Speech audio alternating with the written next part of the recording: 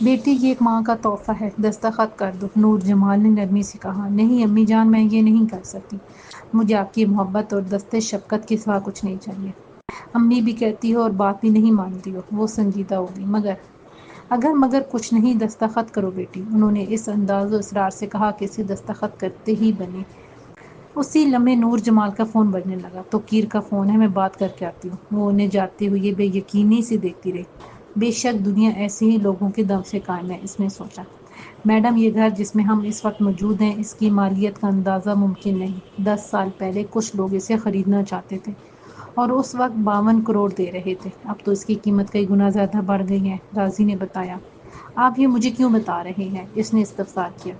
کیونکہ پہلے یہ نور جمال بیگم کے نام تھا، اب آپ کے نام ہو گیا ہے۔ اس کے علاوہ بھی ان کے نام جو انڈسٹریز اور جائیداد ہے وہ باپ کی ہے۔ اور وہ پتھر کی مورت بنی اسے دیکھتی رہ گئی۔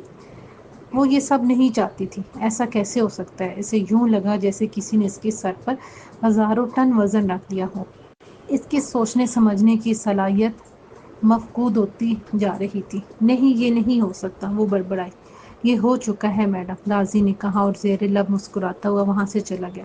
کچھ دیر بعد نور جمال بیگم بھی آ گئیں۔ وہ انہیں سوچتی نظروں سے دیکھتے ہوئے یہ بولی، امی جان یہ آپ نے کیا کیا؟ کیا کیا؟ بس فون پر بات ہی تو کی ہے توقیر سے، کہتا ہے آ رہا ہوں بہت جلد۔ آپ بات مت بدلیں، وہ مصنوعی خفگی سے بولی۔ بیٹی میری زندگی کا کوئی بھروسہ نہیں۔ وہ سنجیدہ ہو گئی۔ کل کو بھی یہ سب تمہارے ہی نام تو ہونا تھا، آپ یہ سب توقیر صاحب کے نام کر دیتی۔ بیٹی اس کے نام اتنا کچھ ہے کہ اندازہ ہی نہیں کیا جا سکتا، بلکہ وہ تو مجھے کہہ رہا تھا کہ اپنے حصے کی جائیداد کسی ٹرسٹ کو دے دیں۔ تو پھر ٹرسٹ کو ہی دے دینا امی، میں یہ نہیں لے سکتی، وہ رونے لگی۔ ٹرسٹ کو بہت کچھ دیا ہے، یہ میری بیٹی کا حصہ ہے، وہ فیصلہ کن لہجے میں بولی۔ بس اب کوئی بات مت کرنا ورنہ میں بھی رونے لگوں گی۔ توبہ آپ کے ڈرامے، وہ ہنسنے لگی۔ بیٹی تم آئی ہو تو میں نے خوشی کا منہ دیکھا ہے، ورنہ میں یہ ساری دولت خرچ کر کے بھی ایک خوشی نہیں خرید سکتی تھی، انہوں نے نرمی سے کہا۔ ویسے بھی میں اور آپ کتنا جی لوں گی امی جان، اس کا ہاتھ پکڑ کر سہلاتے ہوئے بولی۔ فرشتے کبھی نہیں مرتے، استغفر اللہ، انہوں نے کہا اور اس کا ماتھا چوم لیا۔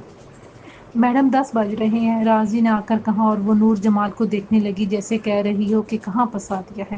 ہاں بیٹی اب تم جاؤ، میرے پاس نادیہ ہے نا، یہ ان کی ملازمہ کا نام تھا۔ کچھ دیر بعد وہ راضی کے ساتھ ٹریننگ کے لیے چلی گئی۔ وہ کار میں کشادہ سڑک پر رواں دواں تھے۔ حسب معمول کار وہی ڈرائیونگ کر رہی تھی۔ اب اس نے کافی مہارت حاصل کر لی تھی۔ آپ نے میری توقع سے زیادہ جلدی سب کچھ سیکھ لیا، وہ حسب عادت دھیمے لہجے میں بولا۔ اس میں آپ کی محنت کا بہت دخل ہے راضی صاحب۔ سارا نے اسے سر کہا تو وہ جلدی سے بولا، آج کے بعد آپ مجھے سر نہیں کہیں گے، یہ میری خواہش ہے۔ مگر آپ میرے بہت سی چیزوں کے استاد ہیں، گھڑ سواری، ڈرائیونگ، تیراکی، آنکھیں بند کر کے فائٹ کرنا، اور سب سے اہم چیز سنائپر گن کا استعمال۔ اس نے گویا اس کی قابلیت کا اعتراف کیا۔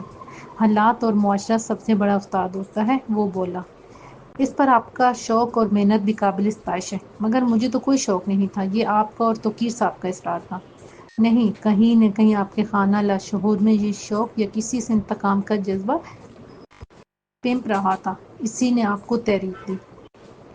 آپ کہتے ہیں تو مان لیتی ہوں، اس نے گویا مانتے ہوئے کہا۔ ہم کہاں جا رہے ہیں؟ فارم ہاؤس، وہ بولا۔ آج فائنل ڈے ہے، اس کے بعد مجھ سے آپ کی جان چھوٹ جائے گی۔ ایسا تو نہ کہیں، آپ ہمیشہ ہمارے ساتھ رہیں گے۔ کوئی ہمیشہ نہیں رہتا، یہ تقدیر کی سب سے کڑی شرط ہے۔ آپ ٹھیک کہہ رہی ہیں، اس نے کہا اور گاڑی فارم ہاؤس کی سولن پر اتار دی۔ یہاں وہ پہلی بھی اس کے ساتھ آ چکی تھی۔ مستعد مسلح گارڈز گاڑیوں سے اتر کر اپنی اپنی مخصوص جگہیں سنبھال چکے تھے۔ مذکورہ فارم ہاؤس کئی ایکڑ پر مشتمل تھا۔ وہ گاڑی سے اترے اور عمارت کی طرف بڑھنے لگے۔ یہ پرانے ڈیزائن کی ایک مضبوط اور وسیع و عریض عمارت تھی۔ دور سے اس پر کسی قلعے کا گمان ہوتا تھا۔ پہلے یہاں آنے کی کوئی خاص وجہ ہے؟ وہ اس کی معیت میں چلتے ہوئے یہ مستفسر ہوئی۔ بالکل، ہر چھوٹے بڑے کام کا کوئی نہ کوئی وجہ ضرور ہوتی ہے، وہ بولا۔ یہ کام چھوٹا ہے یا بڑا، یہ تو اس کو معلوم ہوتا ہے جس نے کام سر انجام دینا ہوتا ہے، اس نے فلسفانہ انداز میں کہا۔ اگر کام آسان لگے تو چھوٹا اور مشکل لگے تو بڑا ہوتا ہے۔ اس کا انحصار کام کی نوعیت پر بھی ہوتا ہے، وہ بولی۔ کام کام ہوتا ہے، نوعیت بھلے کوئی بھی ہو۔ تو آج کس نوعیت کا کام ہے؟ اس کا تجسس سوا ہونے لگا۔ ظاہری بات ہے ہم یہاں میس ٹریننگ کرنے تو نہیں آئے، مشکل ہے تاہم میں اسے ٹریننگ ہی کہوں گا۔ اب وہ حال نما کمرے میں داخل ہو گئے تھے۔ یہاں صفائی ستھرائی یقیناً روز کی بنیاد پر کی جاتی تھی۔ یہی وجہ تھی کہ ہر شے صاف شفاف نظر آ رہی تھی۔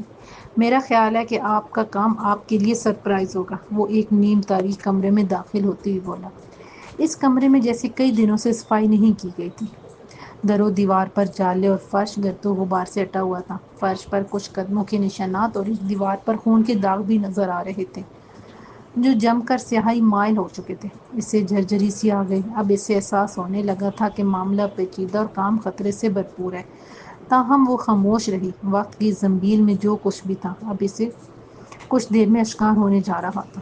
آج کے بعد آپ کے دل کی ٹریننگ ہوگی، وہ نیچے جھکتے ہوئے یہ بولا۔ کیوں؟ کہ کامیابی اور ناکامی کا انحصار دل کی قوت برداشت پر ہوتا ہے۔ یہ کہتے ہوئے اس نے ایک لیور نما ہینڈل کو زور سے اپنی طرف کھینچا۔ یہ ایک تختہ تھا جو مذکورہ ہینڈل کو اٹھاتے ہی اوپر کی جانب آ گیا تھا۔ سامنے مختصر سیڑھیاں اور نیچے ایک 12x14 کا کمرہ نظر آ رہا تھا۔ اب وہ سوچ کر الجھے اور قدرے خوفزدہ ہونے لگی تھی۔ وہ آہستگی سے سیڑھیاں اترنے لگا۔ وہ بھی اس کی تقلید کر رہی تھی، جسے اندھی تقلید بھی کہا جا سکتا تھا۔ کچھ دیر میں وہ سیڑھیاں اتر کر تہہ خانے کے گرد آلود فرش پر پہنچ گئے، جو سلن زدہ اور کافی یک بستہ محسوس ہو رہا تھا۔ نہ چاہتے ہوئے بھی اس کے جسم کے رونگٹے کھڑے ہو گئے تھے۔ دیوار کے ساتھ لکڑی کی کنگ سائز ٹیبل پر تشدد کے مختلف اوزار پڑے ہوئے تھے۔ ان میں کچھ ایسے آلات بھی تھے جو عموماً جراحی میں استعمال ہوتے ہیں۔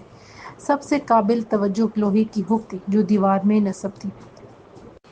اس میں لوہے کی وزنی اور لمبی زنجیر تھی۔ اس نے زنجیر کے آخری سرے کو دیکھا اور کانپ کر رہ گئی۔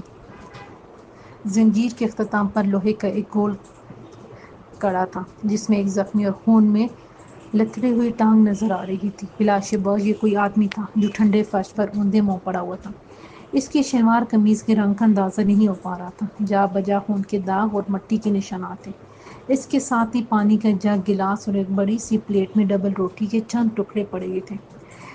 دل مضبوط کر لیجئے میڈم۔ کمرے کے وحشت ناک ماحول میں راضی کی آواز گونجنے لگی۔ یہ شخص جو فرش پر آپ کے سامنے پڑا ہوا ہے یہ قاتل ہے۔ اس کی سزا کا فیصلہ آپ کریں گی، اس نے کہا اور اپنی ذاتی پستول اس کی طرف بڑھا دی۔ وہ متذبذب اور خوفزدہ نظر آنے لگی تھی۔ کئی لمحوں کے پس و پیش کے بعد اس نے پستول پکڑ لی۔ اس کی کپکپاہٹ واضح طور پر محسوس ہو رہی تھی کہ کون ہے یہ اور میں کسی قاتل کو سزا کیوں دوں گی؟ اس نے لرزتے لہجے میں پوچھا۔ کیونکہ یہ آپ کا قاتل ہے، اس نے پر اصرار لہجے میں کہا۔ میرا قاتل؟ یہ آپ کیا کہہ رہے ہیں؟ میں زندہ ہوں اور آپ کے سامنے کھڑی ہوں۔ اس کی آواز میں ارتعاش اور پیشانی پر پسینہ تھا۔ آپ آج سے 2 مہینے 7 دن پہلے قتل ہو گئی تھی، وہ بولا۔ راضی صاحب، آپ کیا کہہ رہی ہیں؟ میری سمجھ میں کچھ نہیں آ رہا۔ کون ہے یہ؟ وہ جھنجھلا کر بولی۔ یہ صرف آپ کا ہی نہیں بلکہ آپ کی ماں کا بھی قاتل ہے۔ اس نے گویا انکشاف کیا اور وہ ایک جھٹکے سے یوں پیچھے ہٹی جیسے کسی معصوم ساختہ کے دل میں سرسراتا ہوا تیر اثر کر گیا ہو۔ کہ کون ہے یہ؟ وہ چیخ نما آواز میں بولی۔ خود ہی دیکھ لیجئے۔ اس نے اوندھے منہ پڑے ہوئے شخص کو کالر سے پکڑا اور ایک دم سیدھا کر دیا۔ وہ ایک دریدہ بدن اور جان لب و نوجوان تھا۔ اس کے چہرے اور جسم پر زخموں کے شمار ممکن نہیں تھا۔ بلا شبہ اس پر بہت زیادہ تشدد کیا گیا تھا۔ ایسا؟ وہ بے یقینی سے بولی۔ اس کی آواز تیز طوفان میں خشک پتی کی طرح لرز رہی تھی۔ یس میڈم، یہ آپ کی ماں، آپ کی خوشیوں، آپ کی عزت نفس اور آپ کے پندارے ہستی کا قاتل ہے۔ میں مگر تم آپ لوگ، وہ بول نہیں پا رہی تھی۔ یہ آپ کے دل کا ہی نہیں آپ کا اپنا بھی امتحان ہے۔ فیصلہ آپ کے ہاتھ میں ہے، اسے زندہ رکھنا ہے یا مارنا ہے۔ اب یہ آپ کے دل پر منحصر ہے۔ مگر راضی سر، یہ سب آپ کیوں کر رہے ہیں؟ وہ بولی۔ میں نے اپنا معاملہ اللہ کے سپرد کر دیا تھا۔ اس کی ماں کو فالج ہو گیا ہے، باپ کو نوکری سے برخاست۔ وہ کہتے کہتے خاموش ہو گئی، پھر بولی۔ تو یہ سب آپ لوگ کر رہے تھے؟ میں اب سمجھی ہوں میڈم، یہ ایک بے حس اور خود غرض معاشرہ ہے۔ رحم کرنے والوں پر رحم نہیں کیا جاتا۔ شریف آدمی کا دور گزر چکا ہے۔ آپ کون ہوتے ہیں کسی کو سزا اور جزا کا فیصلہ کرنے والے؟ وہ چیختی ہوئی بولی۔ میں نہیں، یہ تو کیر جمال صاحب کا حکم تھا۔ رہی اس کے باپ کی بات تو اسے بحال کروا دیا گیا ہے۔ تو اس کا مطلب یہ ہوا کہ توقیر جمال واقعی میں ایک مجرم ہے، وہ بے یقینی سے بولی۔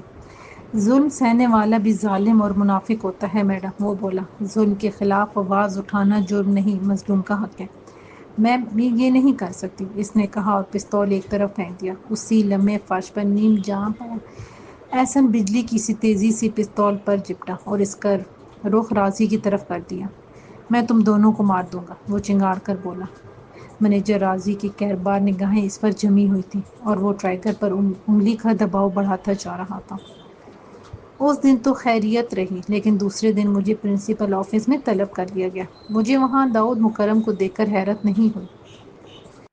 پرنسپل آصف جمیل غصے کی حالت میں انتہائی مضحکہ خیز لگ رہے تھے۔ وہ انتہائی مختصر الوجود اور دبلے پتلے تھے، اوپر سے بڑے بڑے عدسوں والا چشمہ اور نوکدار مونچھیں سونے پر سہاگا تھیں۔ میری ہنسی چھوٹتے چھوٹتے رہ گئی، تاہم میں نے خود پر قابو کیے رکھا۔ اسی لمحے لائبریرین سعدیہ امین اندر داخل ہوئی۔ مجھے رابعہ کمال کی فکر ہو رہی تھی۔ وہ مجھے اپنا فون نمبر دے کر گئی تھی، جس پر میں اسے کل سے مسلسل کال کر رہا تھا، مگر اس سے رابطہ نہیں ہو پا رہا تھا۔ تو تم ہو جیسے ٹھنڈے گوشت کا بہت زیادہ شوق ہے، پرنسپل آصف جمیل نے باریک آواز میں کہا، اور ایک بار پھر میرا کہکہ بن کھلے مرجھا گیا۔ میں سمجھا نہیں سر، میں نے کہا۔ وہ چشمہ درست کرتے ہوئے بولے، دیکھو کالج میں شکایت، غنڈہ گردی اور اپنی نامعقول حرکتوں کی وجہ سے تم ہٹ لسٹ پر ہو۔ مجھے اس کے ہٹ لسٹ کہنے پر بھی ہنسی آئی تھی۔ سر، اس نے لائبریرین صاحبہ سے منٹو کا افسانہ مانگ کر انہیں ہراساں کرنے کی کوشش کی تھی، پروفیسر داؤد مکرم نے کہا، اور مجھے گھور کر اس کی طرف متوجہ ہو گیا۔ سعدیہ امین بدستور سر جھکائے کھڑی رہی۔ منٹو کے افسانے مانگنے سے ہراسمنٹ کا کیا تعلق ہے؟ میں نے جان بوجھ کر دمنگ لہجے میں کہا، اور پرنسپل کانپ کر رہ گئے۔ مجھے پھر ہنسی آنے لگی۔ تم جب سے آئے ہو اپنی ہنسی روکنے کی کوشش کر رہے ہو۔ یہ پرنسپل آفس ہے، خالہ جی کا گھر نہیں۔ داؤد مکرم بڑاس نکالتے ہوئے بولا۔ داؤد مکرم صاحب، میں نہیں جانتا کہ آپ رائی کا پربت بنانے پر کیوں بضد ہیں۔ ایسی کوئی بات نہیں ہے، میں نے کہا۔ تب وہ سعدیہ امین کی طرف دیکھتے ہوئے بولا، سعدیہ صاحبہ، آپ خود بتائیے کہ کیا ہوا تھا۔ میں نے اس دن پہلی مرتبہ اسے غور سے دیکھا۔ وہ قبول صورت، فربہ اور میانہ قامت کی حیرانٹ عورت تھی، تاہم اس وقت وہ معصومیت کی ناکام اداکاری پر خاصی محنت کر رہی تھی۔ سر، یہ منٹو کے افسانے، وہ بولی، تنگ آ گیا ہوں ہمیں اس تکرار سے۔ کوئی اس سے آگے بھی کچھ کہے گا یا نہیں؟ پرنسپل نے چنگھاڑنے کی ناکام کوشش کی، اور اس بار واقعی میں ہلکا سا کہکہ نکل گیا، جیسے میں نے انتہائی مہارت سے مصنوعی کھانسی کے پردے میں روپوش کر دیا۔ سر، یہ کئی دنوں سے بہانے بہانے سے لائبریری میں آ رہا تھا، اور وہ بدستور سر جھکائے ہوئے بولی، کل تو اس نے حد ہی کر دی۔ مجھے حریصانہ نگاہوں سے گھورتے ہوئے کہنے لگا کہ منٹو، لا حول ولا۔ پرنسپل چلا اور میں اس کے آفس سے بھاگ نکلا۔ دوسرے ہی لمحے میں ایک قریبی باتھ روم میں گھس کر زور زور سے ہنسنے لگا۔ لا حول ولا قوت، میں بھی بار بار پڑھنے لگا تاکہ شیطان مردود بھاگ جائے اور میری ہنسی قابو میں آ جائے۔ کچھ دیر بعد میں اسی رفتار سے بھاگتا ہوا پرنسپل آفس میں پہنچ گیا۔ سوری سر، اچانک کہہ آ گئی تھی، میں نے انتہائی سنجیدگی کا مظاہرہ کرتے ہوئے کہا۔ ٹھیک ہے، وہ بولے، سر آپ اسے وارننگ دیں کہ آئندہ یہ سعدیہ امین اور رابعہ کمال سے دور رہے، ورنہ قانونی کارروائی کی جائے گی۔ پروفیسر نے یہ احمقانہ مشورہ دے کر میرے شکوک و شبہات کو تقویت دے دی تھی۔ سر، معذرت چاہتا ہوں، جب آنٹی سعدیہ امین سے میں نے منٹو کا افسانہ مانگا تو رابعہ کمال وہاں نہیں تھی۔ ویسے یہ ہے کون؟ میں نے کہا، اور داؤد مکرم مجھے گھور کر رہ گیا۔ آنٹی کہنے پر سعدیہ امین بھی خاصی برہم لگ رہی تھی۔ بتائیے داؤد صاحب، رابعہ کمال کا ذکر تو آپ نے مجھ سے بھی نہیں کیا تھا، آپ نے تو صرف یہی کہا کہ یہ لڑکا سعدیہ امین سے منٹو۔ وہ کہتے کہتے ایک دم چپ ہو گئے۔ سر، رابعہ کمال اس وقت تک جا چکی تھی، سعدیہ امین بولی۔ جب وہ جا چکی تھیں تو آپ اسے بیچ میں کیوں گھسیٹ رہے ہیں؟ پرنسپل کا پارا پھر گرم ہو گیا۔ وہ بھی اسی کی وجہ سے گئی تھی، داؤد مکرم بولا۔ اس نے اسے بھی ہراساں کیا تھا۔ سر، بات صرف اتنی سی نہیں ہے، میں نے واقعتاً سنجیدگی سے کہا، میں پورے کالج میں اس بات پر ہنگامہ کھڑا کر دوں گا کہ پروفیسر داؤد کریم نے رابعہ کمال سے ایک خاکی لفافہ لیا تھا۔ یہ سنتے ہی داؤد مکرم کے چراغوں میں روشنی ڈال رہی لائبریرین بھی بری طرح خوفزدہ نظر آنے لگی تھی، جبکہ پرنسپل کی باریک آنکھیں باری باری ہم تینوں کو گھور رہی تھیں۔ اب یہ بیچ میں خاکی لفافہ کہاں سے آ گیا؟ وہ جھنجھلا کر بولے، یہ جھوٹ بول رہا ہے سر۔ سعدیہ ممنائی، لائبریرین صاحبہ، میں کوئی للو پنجو ٹائپ کا اسٹوڈنٹ نہیں ہوں، بات سوچ سمجھ کر کیجیے۔ یہ بات پرنسپل کے آفس سے نکل کر نہ صرف کالج میں پھیلے گی بلکہ عدالت تک جائے گی۔ میں نے کہا۔ ان تینوں کو سانپ سونگھ گیا۔ جب میں اور رابعہ کمال لائبریری میں تھے تو آپ وہاں موجود ہی نہیں تھے، اور یہ پروفیسر داؤد مکرم بھی ایک کونے میں چھپ کر کھڑے تھے۔ تم اپنی حد سے بڑھ رہے ہو، وہ غرایا۔ حد سے تو سعدیہ امین بڑھ گئی تھی، انہوں نے مجھے موت کی دھمکی بھی دی تھی۔ میں نے شوشہ چھوڑا، جو سچ بھی تھا۔ موت کی دھمکی؟ پرنسپل اپنی کرسی سے تقریباً اچھلتے ہوئے چلا، یہ کیا ہو رہا ہے میرے کالج میں نے ایسا کچھ نہیں کہا تھا سر، وہ فوراً بولی جب انہوں نے منٹو کے لعنت ہے پرنسپل چلا۔ ان کی آواز پھٹنے لگی، مگر اب سنجیدگی اختیار کر چکا تھا کیونکہ اب مجھے خطرے کی بو آ رہی تھی۔ سر، انہوں نے کہا تھا کہ اپنی حد میں رہو ورنہ خود بھی ٹھنڈے ہو جاؤ گے۔ میں نے کہا، آپ نے کہا تھا؟ وہ اس سے مستفسر ہوئی۔ جی کہا تھا۔ اچھا داؤد مکرم، آپ اس معاملے کو یہیں پر ختم کر دیں۔ پرنسپل اس کی طرف دیکھتے ہوئے بولے، یہ لڑکا باپ کی کسی بات میں دخل نہیں دے گا، اب آپ جا سکتے ہیں۔ یہ کہہ کر وہ ریسٹ واچ پر وقت دیکھنے لگا اور ہم تینوں ایک دوسرے کو گھورتے ہوئے دروازے کی طرف بڑھ گئے۔ تم رک جاؤ وقار احمد، عقب سے پرنسپل نے مجھے پکارا۔ وہ دونوں ٹھٹک کر ایک لمحے کے لیے رکے، پھر باہر نکل گئے۔ یہ خاکی لفافے کا کیا چکر ہے؟ میں جو ہی ان کے قریب پہنچا انہوں نے سوال داغ لیا۔ جواباً میں نے سارا واقعہ من و عن ان کی گوش گزار دیا۔ وہ تا دیر سوچتے اور سر ہلاتے رہے، پھر بولے، وکی بیٹا، یہ بات عام نہیں، بہت اہم ہے۔ مجھے بھی پروفیسر داؤد مکرم کچھ پراسرار آدمی لگتا ہے۔ تم اس پر گہری نظر رکھو اور مجھے بھی آگاہ کرتے رہو۔ ٹھیک ہے سر، میں پہلے ہی ایسا کر رہا ہوں، میں نے سنجیدگی سے کہا۔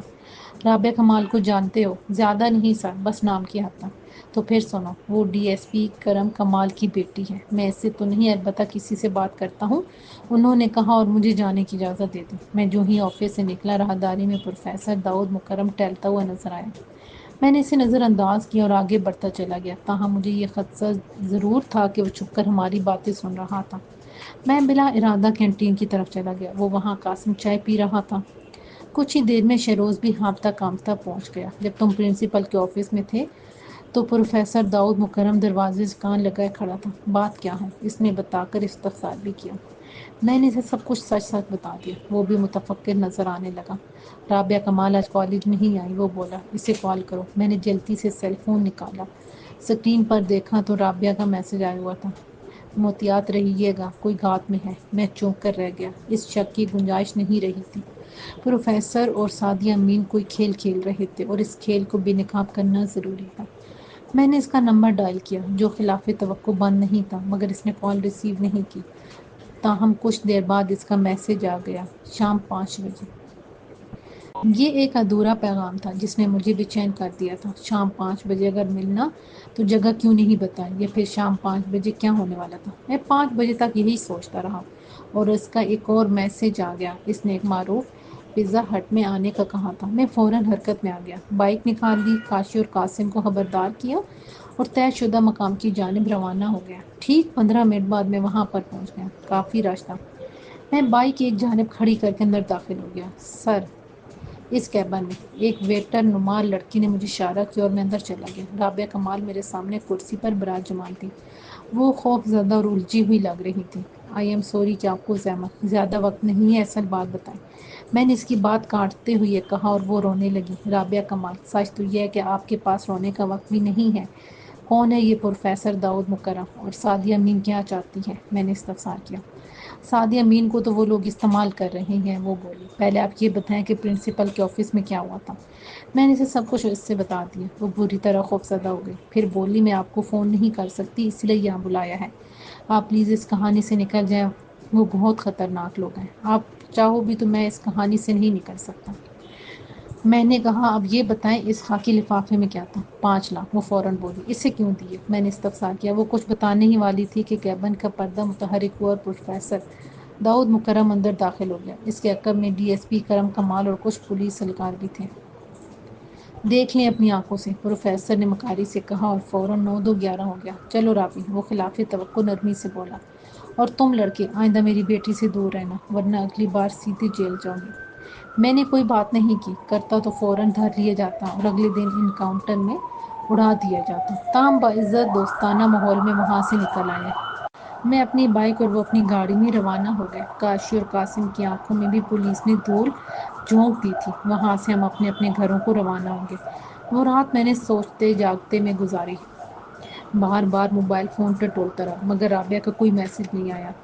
صبح کالج پہنچا تو ایک سنسنی خیز خبر میری منتظر تھی، وکی بھائی، پرنسپل آصف جمیل قتل ہو گئے۔ کاشی نے بتایا یہ خبر نہیں بم تھا جو میرے سر پر پھٹا تھا۔ کب کہاں؟ میں نے استفسار کیا۔ ابھی کچھ دیر پہلے وہ آفس میں مردہ پائے گئے ہیں، انہیں خنجر مار کر قتل کیا گیا ہے۔ اس کے چہرے پر ہوائیاں اڑ رہی تھیں۔ پروفیسر داؤد مکرم کہاں ہے؟ وہ بھی کالج میں ہے۔ اور وہ رابعہ کمال؟ وہ بھی نہیں آئی، اس نے بتایا۔ کچھ دیر بعد پولیس بھی پہنچ گئی۔ ضابطے کی کارروائی کے بعد اس مختصر الوجود شریف النفس انسان کی لاش پوسٹ مارٹم کے لیے روانہ کر دی گئی۔ کالج میں افراتفری اور افسردگی کا عالم تھا۔ اس دن کینٹین میں بہت رش تھا۔ میں بھی قاسم اور کاشی کے ساتھ وہاں پہنچ گیا۔ کچھ ہی دیر میں وہاں پولیس آ گئی۔ ایک تفتیشی افسر کے ساتھ کچھ اہلکار بھی تھے۔ وکی بھائی کون ہے؟ ایک اہلکار نے بآواز بلند استفسار کیا۔ کچھ ہی لمحوں بعد وہ میرے روبرو بیٹھا مجھے گھور رہا تھا۔ مجھے وہ پہلی نظر میں ہی اچھا نہیں لگا تھا۔ سنا ہے تمہاری کل پرنسپل سے لڑائی ہوئی تھی؟ اس نے غیر مہذب انداز میں پوچھا۔ بالکل نہیں، تمہیں کس نے کہا؟ میں نے بھی اسے اسی کے انداز میں مخاطب کیا۔ کافی چشم دید گواہ ہیں، وہ بولا۔ مثلاً؟ گواہ بتائے نہیں جاتے، اس نے کہا۔ عدالت میں خود ہی دیکھ لینا۔ ٹھیک ہے، پھر عدالت میں ہی ملیں گے، میں نے اٹھتے ہوئے کہا۔ پورا کالج تماشائیوں کی طرح امٹ پڑا تھا۔ تمہارے ساتھ قاسم اور کاشی بھی تھے، تمہارے دوست۔ وہ بولا اور میں دوبارہ بیٹھ گیا۔ میرے ساتھ قاسم اور کاشف نہیں بلکہ پروفیسر داؤد مکرم اور لائبریرین سعدیہ امین تھی۔ میں نے تخت کا پتہ پھینکا اور وہ چونک کر مجھے دیکھنے لگا۔ قاتل اور چور آسانی سے نہیں مانتے بلکہ کئی معصوم لوگوں کو بھی پھنسا دیتے ہیں، وہ بولا۔ تم ان دونوں کو معصوم کیسے کہہ سکتے ہو؟ میں نے سوال کیا۔ میں نے کسی کا نام نہیں لیا، اس نے جلدی سے کہا۔ میں نے بھی کسی کا نام نہیں لیا۔ تم کل آفس میں کیا کرنے گئے تھے؟ اس نے پوچھا۔ وہ دونوں وہاں پہلے سے موجود تھے۔ وہ کیا کرنے گئے تھے؟ میں نے اسی کے لہجے میں کہا۔ لگتا ہے انگلی ٹیڑھی کرنی پڑے گی، وہ جوز بوز ہوتی ہے بولے۔ انگلی ٹیڑھی کرو یا سیدھی، مگر خود سیدھے رہنا، میں نے کہا۔ تم پورے کالج کے سامنے مجھے دھمکی دے رہے ہو۔ وہ فوراً بات کی نزاکت کو سمجھ گیا۔ ہمیں بتائے بغیر شہر سے کہیں مت جانا، وہ اٹھتے ہوئے بولا۔ میں کہیں نہیں جاؤں گا مگر قاتل جا چکا ہوگا۔ میں بھی کھڑا ہو گیا۔ تم ضرورت سے زیادہ بولتے ہو، یہ اچھی عادت نہیں، اس نے کہا اور اہلکاروں کے ساتھ چلا گیا۔ معاملہ کوئی زیادہ ہی گمگیر ہو گیا تھا۔ سمجھ میں نہیں آ رہا یہ کیا ہو رہا ہے۔ اس کے جاتے ہی کاشی بڑبڑایا۔ تم اور قاسم خفیہ طور پر سعدیہ امین اور داؤد مکرم کی نگرانی شروع کر دو۔ مجرم کوئی نہ کوئی غلطی ضرور کرتا ہے۔ میری ہدایت پر وہ دونوں تفہیمی انداز میں سر ہلاتے وہاں سے چلے گئے۔ پرنسپل کا قتل بلا شبہ ایک سوچی سمجھی اور منظم سازش کا شاخسانہ تھا۔ اس دن پروفیسر داؤد کریم نے میری اور پرنسپل کی باتیں سن لی تھیں اور وہ فوراً حرکت میں آ گیا تھا۔ مجھے اندازہ لگانے میں دشواری نہیں ہوئی کہ اگلا نمبر اب میرا تھا۔ چنانچہ میں نے کچھ دنوں کے لیے منظر سے غائب ہونے کا فیصلہ کیا، تاہم میں اس کی جاسوسی کا کام خفیہ طور پر جاری رکھنا چاہتا تھا۔ میں کینٹین سے سیدھا بائک اسٹینڈ کی طرف چل آیا۔ اسی لمحے میرے موبائل پر کاشی کی کال آنے لگی۔ ابھی سعدیہ امین کالج آئی تھی، پھر فون پر کسی سے کچھ دیر بات کی اور گیٹ سے ہی واپس پلٹ گئی۔ اس کے پاس کھڑاسی میران سوزوکی ہے، اس کا پیچھا کرو۔ وہ کہاں جاتی ہے، کیا کرتی ہے، کس سے ملتی ہے، سب معلوم ہونا چاہیے، میں نے اس سے ہدایت دی۔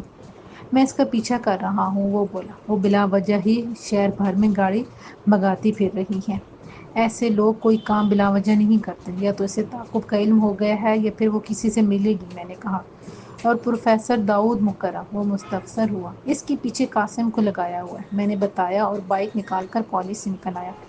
دفتر میرے ذہن میں جمع ہوا اور میں نے اپنی بائک کا رخ ڈی ایس پی آفس کی طرف کر دیا جو کالج سے زیادہ دور نہیں تھا۔ کچہریوں سے یو ٹرن لیتے ہوئے 10 منٹ بعد میں مطلوبہ آفس کے سامنے پہنچ گیا۔ یہاں کافی چہل پہل تھی۔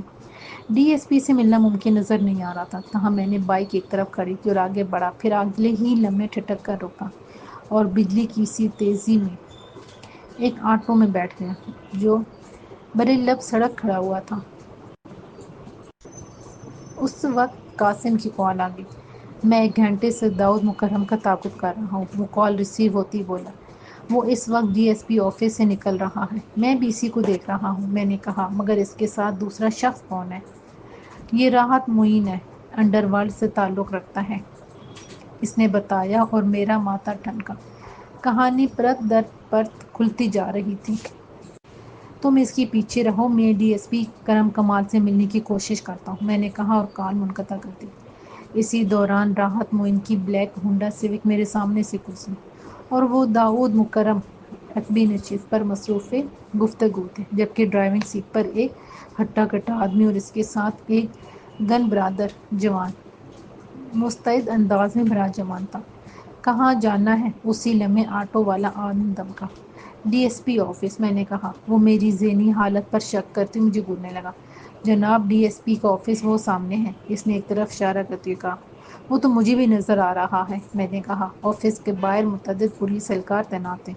یہ 10 بجے کا وقت تھا۔ میں نے یہ جانے کون سی مرتبہ رابعہ کمال کا نمبر ملایا اور وہ پاورڈ آف تھا۔ میں ابھی جا کر آتا ہوں، مگر پورے 200 روپے لگیں گے، آٹو والے نے کہا اور آفس کی جانب بڑھ گیا۔ میں آٹو میں ہی بیٹھا اسے دیکھ رہا تھا۔ اس نے آفس کے باہر تعینات اہلکار سے کچھ بات کی اور سر ہلانے لگا، پھر واپس آ گیا۔ نکالو 500۔ آتے ہی وہ بولا، مگر تم نے تو ابھی 200 کہا تھا۔ وہ 200 میرے ہیں، 300 وہ اہلکار لے گا۔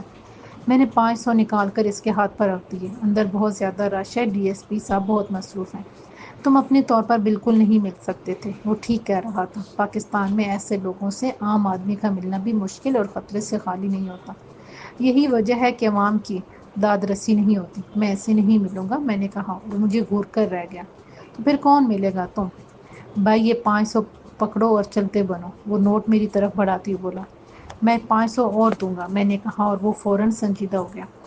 میں نے اسے ساری بات بتا دی۔ وہ مزید 500 لے کر بھی اسی جانب چلا گیا۔ مجھے زیادہ انتظار نہیں کرنا پڑا۔ 10 منٹ بعد وہ واپس آ گئے اور کہنے لگا، میں نے تمہارا نام لیا تو ڈی ایس پی چونک اٹھے۔ پھر انہوں نے کہا کہ اسے کہو کچھ دن غائب ہو جائے۔ اس نے کہا اور 1000 کا ایک نوٹ میری طرف بڑھا دیا۔ انہوں نے کہا تھا کہ اس کے پیسے واپس کر دینا، یہ بھی تم رکھ لو۔ میں آٹو سے اترا اور اپنی بائک کی طرف بڑھنے لگا۔ کرم کمال مجھ سے ملنا نہیں چاہتا تھا، رابعہ کا نمبر بند تھا۔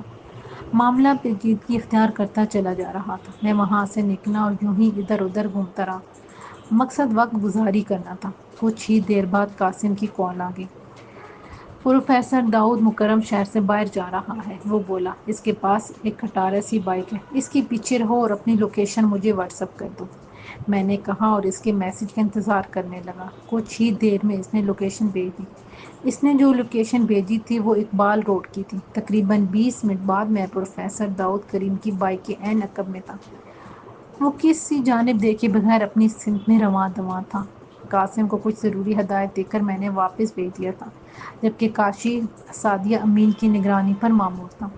نصف گھنٹہ گزر گیا، اس دوران پروفیسر کہیں بھی نہیں رکا۔ اب مجھے تشویش ہونے لگی، کہیں یہ دشمن کی چال اور جال ہی نہ ہو، اور کچھ ہی دیر بعد میرا خدشہ درست ثابت ہو گیا۔ اچانک عقب سے درندی کی طرح بھراتی جیپ نے مجھے اوورٹیک کیا۔ یہ قدرے سنسان اور بے آباد جگہ تھی۔ سڑک کے دونوں طرف میں آلو کی فصلیں نظر آ رہی تھیں۔ مجھے خطرے کا احساس ہوا، مگر دیر ہو چکی تھی۔ جیپ مجھ سے کچھ فاصلے پر رک گئی۔ اسی دم میں نے پروفیسر داؤد مکرم کو بائک پر واپس پلٹتے دیکھا۔ مجھے سب کچھ سمجھ میں آ رہا تھا۔ جیپ سے ایک لہیم شہیم آدمی اترا۔ اس کے ہاتھ میں پستول تھی، جس کا رخ میری طرف تھا۔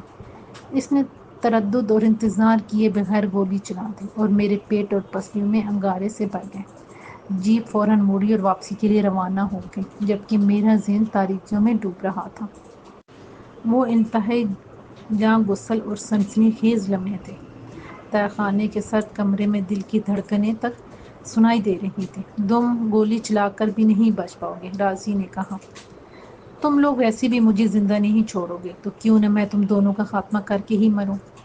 تم ٹھیک کہہ رہے ہو، تم گولی چلاؤ یا نہ چلاؤ، اسی تہہ خانے سے تمہاری لاش ہی باہر جائے گی، رازی نے کہا۔ ایک نہیں، 3 لاشیں نکلیں گی اس تہہ خانے سے۔ اس کی آواز میں ارتعاش تھا۔ احسن یہ میں ہوں سارا۔ کئی لمحوں بعد وہ گویا ہو، کیا تم مجھے بھی مار دو گے؟ تم؟ وہ بے یقینی سے بولا، تو یہ سب تمہارا کیا دھرا ہے، اور جو کچھ تم نے کیا ہے میرے ساتھ وہ بہت کم تھا، تمہارے ساتھ اس سے بھی زیادہ برا ہونا چاہیے تھا۔ تمہاری وجہ سے میری امی کو فالج ہوا، ابو کی نوکری چھن گئی، وہ بدقطِ تمام بولا،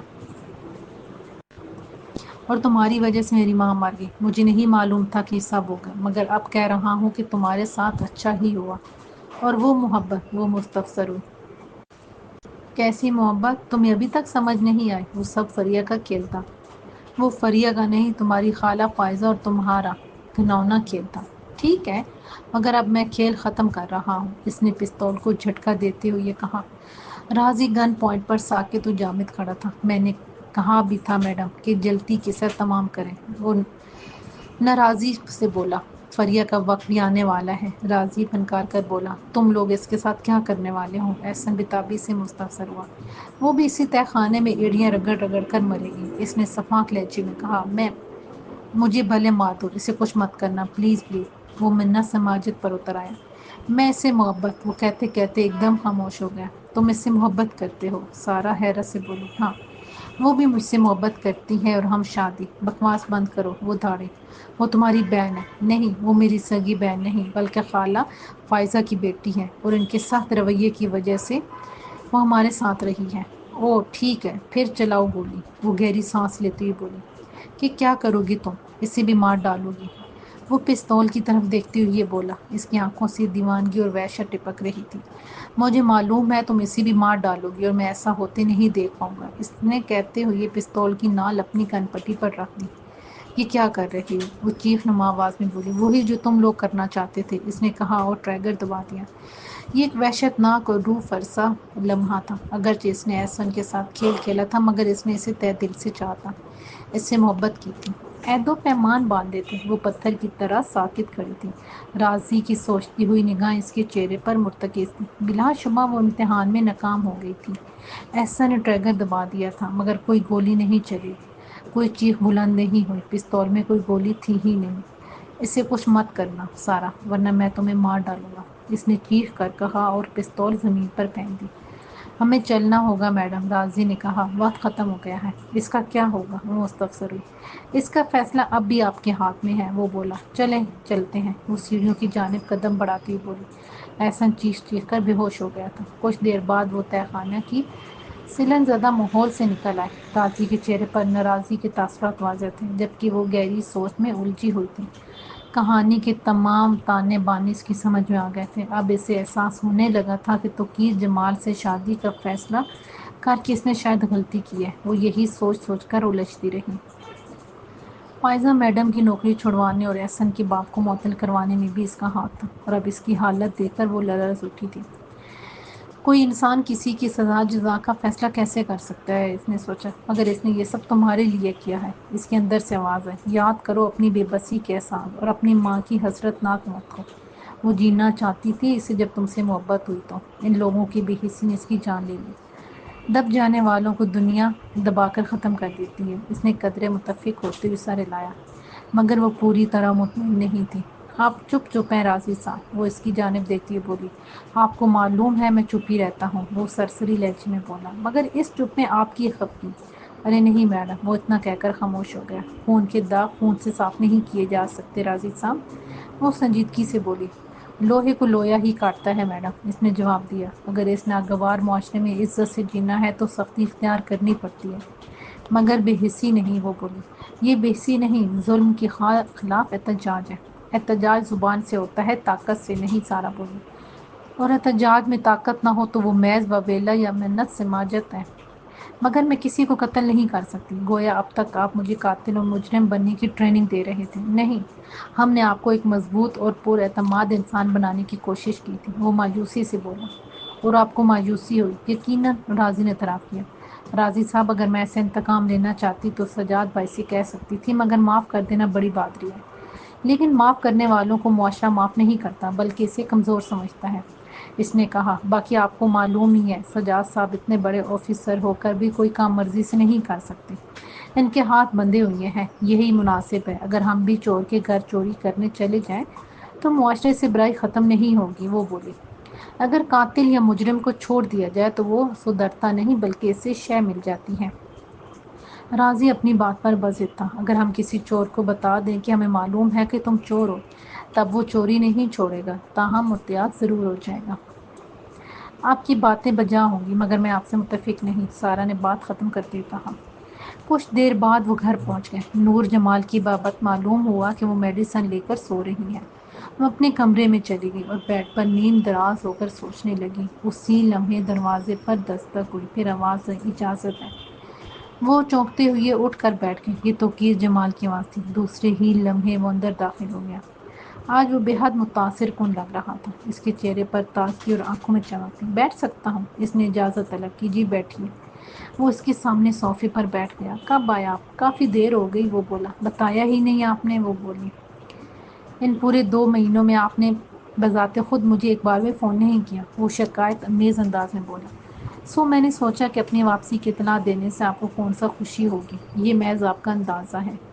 اندازے اکثر درست بھی ہوتے ہیں، وہ بولا، اور اکثر غلط بھی۔ یہ بھی ٹھیک ہے، اور سیکھ لیا سب کچھ، وہ مستفسر ہوا۔ جی سوائے قتل کے، وہ کہے بغیر نہ رہ سکی۔ اور آپ کے دل کا فیصلہ تھا یا آپ خوف زدہ ہو گئی تھیں؟ اس نے پوچھا۔ سارا ایسے ٹکٹکی باندھے دیکھنے لگی تو وہ اس کی تیز دھار آنکھوں میں دیکھ کر مسکراتی ہوئی بولا، اسے چھوڑ دیا، اب مجھے مارنے کا ارادہ ہے۔ دل کا فیصلہ مطلب؟ اس نے سوال کیا۔ کیا آپ اپنی ماں اور اپنے جذبات کو، قتل کو نہیں مار پائی؟ اس کے ساتھ جو ہو چکا وہی کافی ہے۔ صحیح ہے، وہ مختصر بولا۔ امی جان کی رپورٹس دکھائیں امریکہ میں؟ سارا نے پوچھا۔ وہ ایک دم افسردہ ہو گیا، پھر بولا، ڈاکٹر رمشا نے ٹھیک کہا تھا۔ یہ سن کر وہ بھی افسردہ ہو گئی اور اس کی جانے کے بعد بھی اسی سے متعلق سوچنے لگی۔ وہ اس شخص کو سمجھنے سے قاصر تھی۔ اس قدر مہذب اور سلجھا ہوا شخص مجرم کیسے ہو سکتا تھا؟ یا پھر اس کی کچھ مجبوریاں ہوں گی۔ دل کے کسی کونے میں وہ اس کے لیے کچھ محبت اور ہمدردی محسوس کر رہی تھی، مگر احسن کا خیال اس میں حائل ہو رہا تھا۔ اس نے اپنے دل کے نہا خانوں میں جھانک کر دیکھا، لیکن اس میں احسن کے لیے کہیں کوئی نرم گوشہ نہیں تھا۔ تو پھر یہ تذبذب کیوں ہے؟ وہ سوچتی رہ گئی۔ اس طرح کئی دن گزر گئے۔ توقیر جمال اب اس سے زیادہ بات نہیں کرتا تھا۔ شاید اس کے دل میں یہ گرہ پڑ گئی تھی کہ اس نے احسن کو دانستہ نہیں مارا۔ تاہم نور جمال بیگم اس کے بغیر ایک لمحہ بھی نہیں گزار پاتی تھی۔ ان کی ٹریننگ مکمل ہو کر ختم ہو چکی تھی، مگر پڑھائی ابھی جاری تھی۔ بزنس کلاسز پر خصوصی توجہ دی جا رہی تھی۔ اب وہ توقیر کے ساتھ میٹنگ بھی اٹینڈ کرنے لگی تھی، مگر اس کے دل کی بے اعتنائی اس کے لیے سہانی روح بنتی چلی جا رہی تھی۔ آپ کافی بدل گئے ہیں۔ اگر آپ کی پسند ناپسندگی میں بدل گئی ہے تو ہم اب بھی واپس لوٹ سکتے ہیں، ایک دن اس کے ساتھ دفتر جاتی ہوئی سارا نے کہا۔ بالکل بھی ایسی بات نہیں ہے، آپ میری ہی نہیں، میری ماں کی بھی زندگی اور پسند ہے، اس نے بلا جھجک کر کہہ دیا۔ تو وہ اسے دیکھتی رہ گئی۔ تو پھر یہ لا تعلقی نہیں، یہ ایک احساس کا بوجھ ہے کہ جیسے میں جذباتی طور پر بلیک میل کر کے آپ پر اپنی محبت مسلط کر رہا ہوں، وہ بولا۔ میرا مطلب ہے پسند یا پھر اپنی مرضی، تو یہ محبت نہیں ہے؟ پسند کے بعد محبت بھی تو ہو سکتی ہے، وہ بولا۔ مگر میں نے کچھ اور پوچھا تھا، وہ یاد دلاتے ہوئے بولی۔ اگر واقعی میں ایسا ہے تو مجھے کوئی اعتراض یا ناراضی بھی نہیں ہوگی، اور اگر واقعی میں ایسا نہ ہو تو پھر چشم روشن دل ماشات۔ وہ سینے پر ہاتھ رکھتی ہوئی بولا، مگر آپ کو اپنا ادھورا کام مکمل کرنا ہوگا۔ وہ اسے چونک کر دیکھنے لگی، شاید وہ اس بات کی توقع نہیں کر رہی تھی۔ مشکل ہے نا؟ کیا وہ ابھی تک تہہ خانے میں قید ہے؟ ہاں، آپ چاہو تو اسے رہا کر سکتی ہو زندگی کی قید سے۔ یہ کام آپ بھی کر سکتے ہیں، بالآخر سارا نے کہہ ڈالا، اور اس کے چہرے پر سکون و طمانینت کی لہر دوڑ گئی۔ آپ مجھے ہی قاتل بنانے پر بضد کیوں ہیں؟ میں آپ کے دل سے رحم اور خوف ختم کرنا چاہتا ہوں، کیونکہ میرے بعد یہ سب آپ ہی نے سنبھالنا ہے۔ ایسا نہ کہیں پلیز، وہ جلدی سے بولی۔ مگر میں قتل نہیں کر سکتی۔ قتل یا احسن کا قتل؟ ہو سکتا ہے آپ کے دل میں اس کے لیے کوئی نرم گوشہ موجود ہو۔ اس نے ایک غیر مہذب بات مہذب لہجے میں کہہ دی، وہ جو کئی دنوں سے نہیں کہہ پا رہا تھا۔ وہ ایک گہری سانس لے کر خاموش ہو گئی۔ اس دوران وہ آفس پہنچ گئے تھے۔ وہ دن بھی میٹنگز اٹینڈ کرتے کرتے گزر گیا۔ وہ کافی کچھ سیکھ چکی تھی اور سیکھ رہی تھی۔ شام سے پہلے وہ گھر پہنچ گئی اور پھر ایک ناخوشگوار واقعہ ہو گیا۔ سر، راضی نے کہا اور خاموش ہو گیا، جیسے کسی تذبذب اور الجھن میں تھا۔ اس کے چہرے پر بے یقینی اور غصے کے ملے جلے تاثرات ہیں۔ کیا بات ہے راضی؟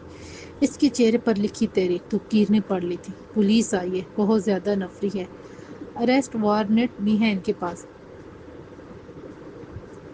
اس کی آواز کانپ رہی تھی۔ تو تم اس قدر پریشان کیوں ہو؟ وہ اٹھتے ہوئے بولا۔ سارا اسے پریشان نگاہوں سے دیکھ رہی تھی۔ کون ہے جو مجھے گرفتار کرنے آیا ہے؟ سر، کوئی نیا ڈی ایس پی کامران ہے، کافی اکڑا اور بے مروت ہے۔ اب کیا جرم سرزد ہو گیا مجھ سے؟ وہ مستفسر ہوا۔ سر، وہ سارا کی طرف دیکھ کر خاموش ہو گیا۔ سارا پلیز، آپ امی کے پاس جائیں اور انہیں معلوم نہیں ہونا چاہیے۔ وہ اس سے مخاطب ہوا۔ مگر آپ پلیز پریشان قطعاً نہیں ہونا۔ وہ پریشانی کے عالم میں وہاں سے چلی گئی۔ اب بتاؤ معاملہ کیا ہے؟ اس کے جاتے ہی توقیر نے پوچھا۔ سر، ایس آئی گوہر کے بیٹے احسن کو اغوا کا معاملہ ہے۔ وہی احسن؟ جی سر۔ میں سی ایم کو کال کروں؟ نہیں، اس کی ضرورت نہیں، وہ بولا۔ بس آج رات کے کسی بھی پیر جابر زمان کو راستے سے ہٹا دو۔ یہ ڈی ایس پی اسی کے پرور پر اڑ رہا ہے۔ اس نے سر لہجے میں کہا اور اس کے ساتھ بیرونی دروازے کی طرف بڑھ گیا۔ توقیر جمال، آپ کو گرفتار کیا جا رہا ہے۔ ڈی ایس پی کمران نے اسے دیکھتے ہی کہا۔ وہ ایک جوان اور پرجوش افسر تھا۔ اس کے چہرے سے نخوت اور سختی ٹپک رہی تھی۔ تو پھر چلتے ہیں، وہ پولیس موبائل کی طرف بڑھتے ہوئے بولا۔ اس بار تعلقات کی زنبیل نہیں کھلے گی، ڈی ایس پی نے کہا۔ مگر تم نے کھول لی ہے، توقیر نے برجستہ جواب دیا۔ اگر میں نے زنبیل کھول دی تو تم اس کے اندر ہی کہیں گر جاؤ گے۔ اب ایسا کچھ نہیں ہوگا، یہ ایک ہائی وے پروفائل کیس ہے۔ مجھے آئی جی صاحب نے خود کال کیا ہے، وہ اسے ناپسندیدگی سے گھورتے ہوئے بولا۔ مگر آئی جی کو یہ نہیں معلوم کہ تم جابر زمان کے کلاس فیلو، اور اس نے دانستہ بات نامکمل چھوڑ دی۔ کمران کے چہرے پر ایک رنگ سا آ کر گزر گیا، تاہم اس نے فوراً ہی خود کو سنبھال لیا۔ اس کی جیپ کے علاوہ پولیس کی 3 مزید گاڑیاں تھیں جن میں متعدد مسلح اہلکار موجود تھے۔ تم تو جیسے انکاؤنٹر کرنے آئے ہو، وہ بولا، مگر جابر زمان کے لیے میری گرفتاری کی خبر فائدہ مند ثابت نہیں ہوگی، اس نے کہا اور پاس کھڑے راضی کو آنکھوں ہی آنکھوں میں پیغام دے دیا۔ اس نے آہستگی سے سر ہلا دیا اور پولیس توقیر جمال کو لے کر روانہ ہو گئی۔ راضی بنگلے میں داخل ہوا تو سارا لان میں پریشانی کے عالم میں ٹہل رہی تھی۔ اب کیا ہوگا؟ وہ اسے دیکھتے ہی بولی۔ آج آپ کا ہی نہیں، میرا بھی امتحان ہے۔ یہ جابر زمان کون ہے؟ گاڑی میں بیٹھتے ہی اس نے استفسار کیا۔ وہ کچھ ہی دیر پہلے رینج روور میں نکلے تھے۔ انہوں نے 2 پستول اور ایک سنائپر گن ساتھ لے لی تھی۔ گاڑی کا رخ جابر زمان کے فارم ہاؤس کی جانب تھا، جہاں انہیں اس کی موجودگی کی مصدقہ خبر ملی تھی۔ کاروباری حریف ہے اور بے بنیاد دشمن، راضی رفتار بڑھاتے ہوئے یہ بولا۔ ایسے لوگوں کے پاس دشمنی کی کوئی وجہ نہیں ہوتی، بس اختلاف رکھتے ہیں۔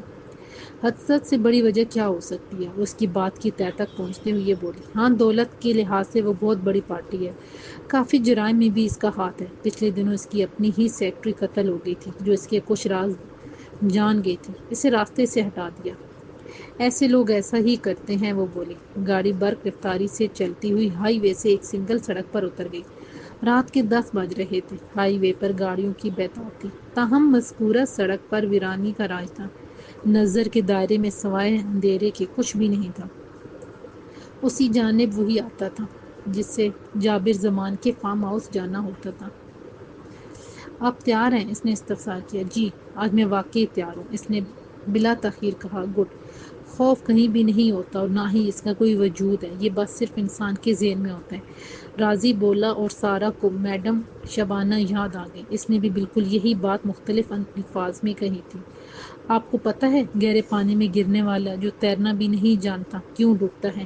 کیونکہ وہ تیرنا نہیں جانتا، وہ سادگی سے بولی۔ نہیں، وہ اسی لیے ڈوب جاتا ہے کہ اس کے ذہن میں موت کا خوف بیٹھ جاتا ہے اور وہ ہاتھ پاؤں مارنا چھوڑ دیتا ہے، اس نے فلسفانہ انداز میں کہا۔ وہ سوچ میں ڈوب گئی۔ سچ تو یہ ہے کہ تیرنا بھی تو ہاتھ پاؤں مارنے کا دوسرا نام ہے، اس کے خیال سے اسے تقویت ملی تھی۔ بچپن میں ایک بلند و بالا درخت کے اوپر چڑھ گیا تھا، وہ دوبارہ بولا۔ میں نے اس کی چوٹی پر ہزاروں چونٹیاں دیکھی، مجھے یوں لگا جیسے انہوں نے کسی قلعے کی طرح یہ درخت فتح کر کے اس پر قبضہ کر رکھا ہے۔ وہاں وہ دھوپ، طوفان، گرمی، سردی اور بارشوں سے بھی نبل آزما رہتی ہیں۔ موازنہ ہی نہیں بنتا، مگر درخت ان کی جسامت سے ہزارہا گنا بڑا ہوتا ہے، جیسے ہم انسانوں کے مقابلے میں پہاڑ۔ آپ بالکل ٹھیک کہہ رہے ہیں، امی کہتی تھیں کہ فتح اور شکست انسان کے اندر ہوتی ہے، جو جس کے لیے جتنی تگ و دو کرتا ہے اسے وہی ملتی ہے۔ یہ ہوئی نہ بات، وہ خوش ہو گیا۔ کچھ دیر بعد سامنے مدھم سی روشنی نظر آنے لگی۔ یہ فارم ہاؤس تھا جہاں جابر زمان کی موجودگی کی خبر ملی تھی۔ معلومات کے مطابق اس سمت 4 آدمی اور ابھرتی ہوئی ایک اداکارہ بھی یہاں موجود تھی۔ وہ توقیر جمال کے لیے گڑھا کھود کر جشن منانے کی تیاریوں میں مصروف تھا، اس بات سے بے خبر کہ اپنے کھودے ہوئے کنویں میں خود ہی گرنے والا تھا۔